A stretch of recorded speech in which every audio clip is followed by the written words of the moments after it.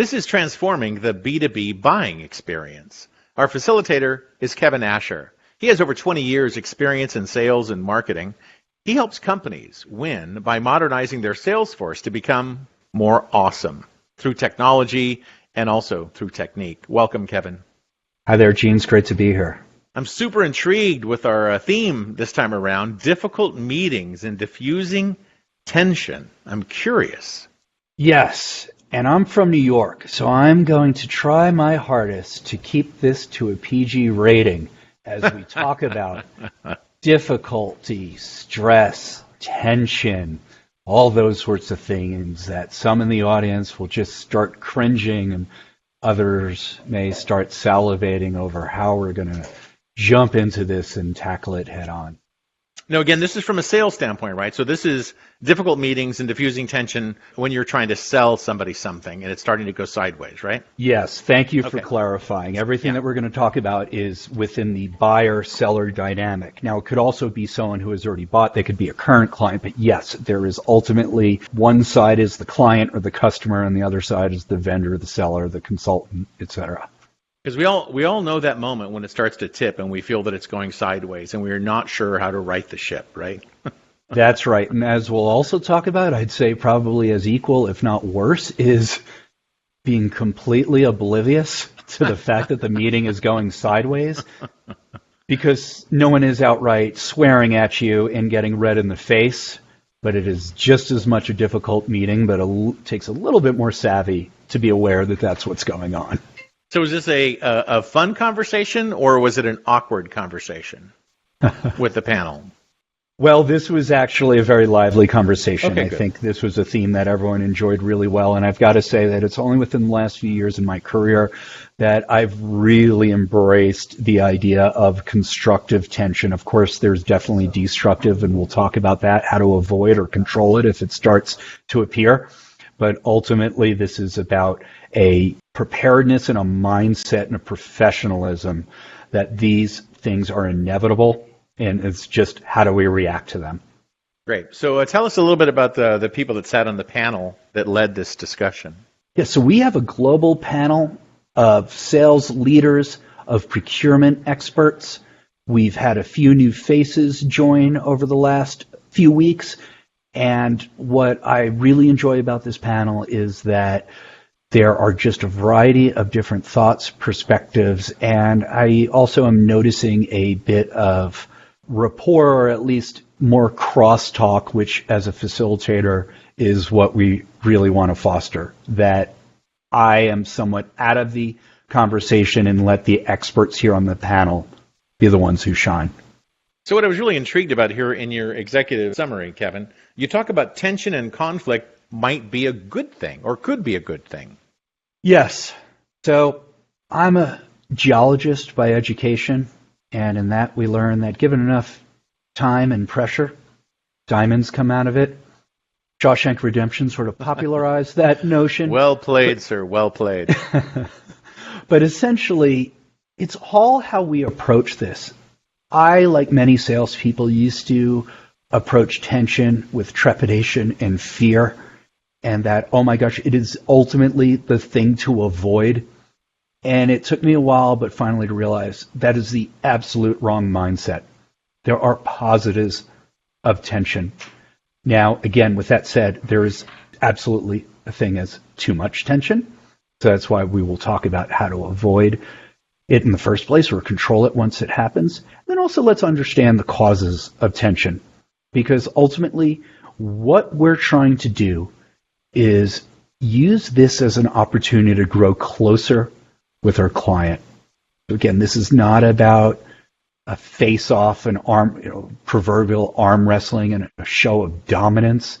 This is ultimately we're trying to bring two sides of a business equation together to be closer. And I could say from experience that some of my longest lasting client relationships and ones where we maintained friendships long after the business had passed was there was some tension, a standoff, and then just we were better as a result of it because of how it was resolved. I think it's a great way to think about that, right? This is the pivotal moment where you're really deepening the quality of your relationship, knowing if you survive it, right? surviving. That's right. Well. And also, it takes a level of maturity of the manager as well, because sometimes managers may not be aware of this. So if they either observe or hear through a debrief or another way hear that there was tension in a meeting, well, let's hope they have the maturity to recognize that, again, that's not a bad thing. It's only how you react to it and what happens as a resolution. Because unfortunately, there's still some untrained and neophyte managers who are like, oh, heavens to Betsy, there was tension? That's all to be avoided. You're an awful salesperson.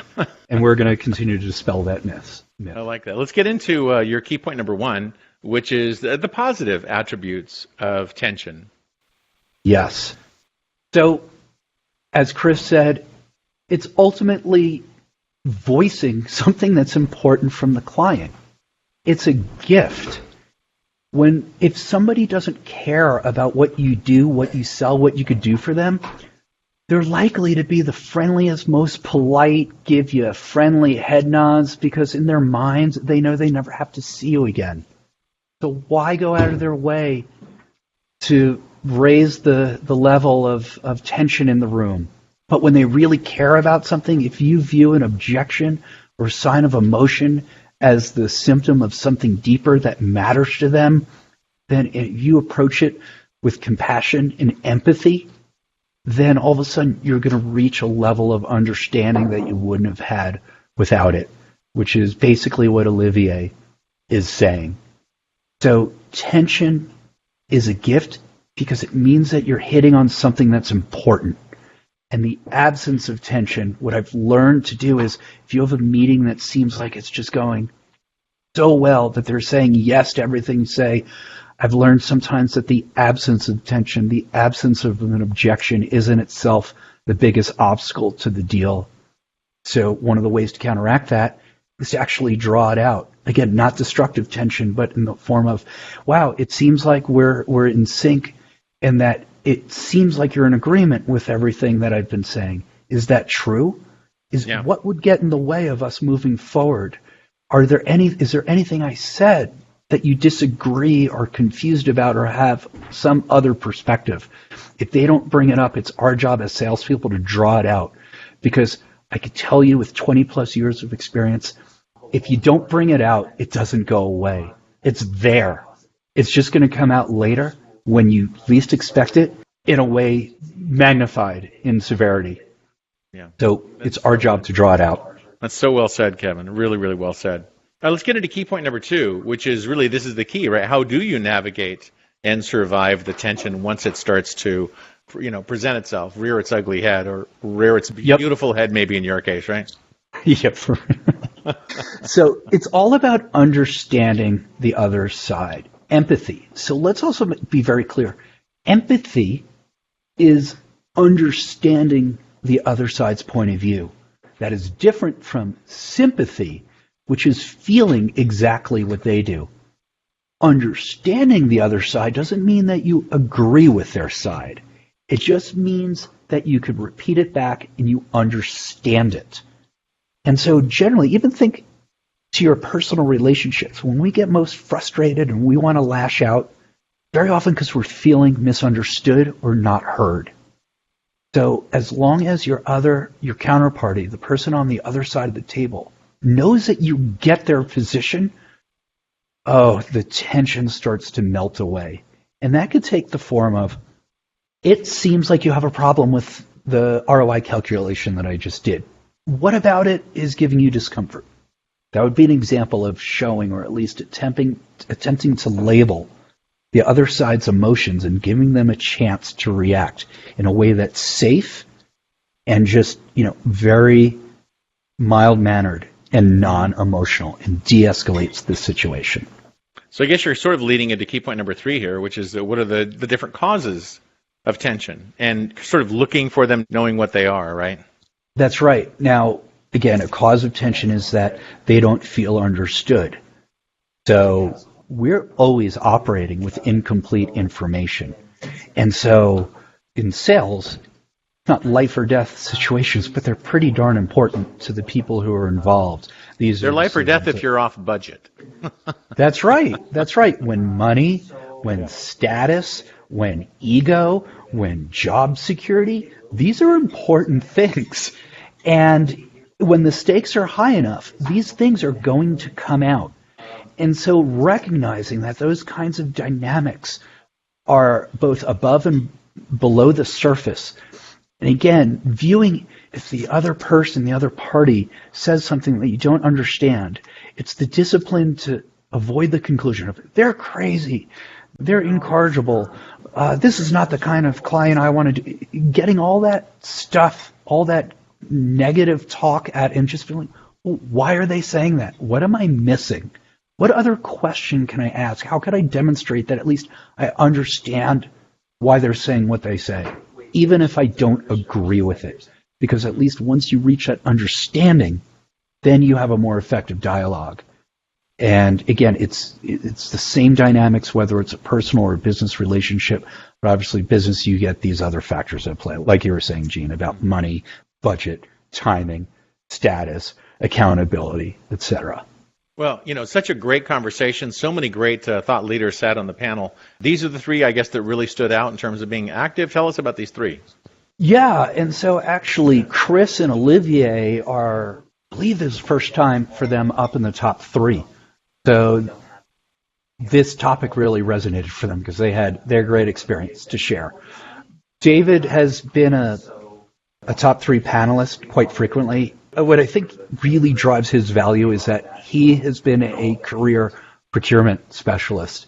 So he's one of our primary voices for what's going on the buying side of the table. And so whenever he gives us insight, it really cuts to the heart of the matter.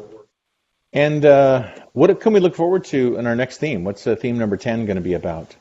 Well, as the leaves start to turn and we start getting our pumpkins ready, we've decided it's not too early to start recapping what were the major themes in 2018. And since most of us who are on a calendar fiscal are starting the 2019 budgeting and planning process, figure we'd start getting our first prognostications in 2019 predictions out there.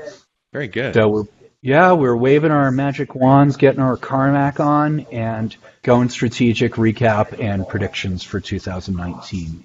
I look forward to hearing that for sure, Kevin. Thanks again for walking us through the slides. This has been a really great session. Thank you. Very welcome. This was very enjoyable.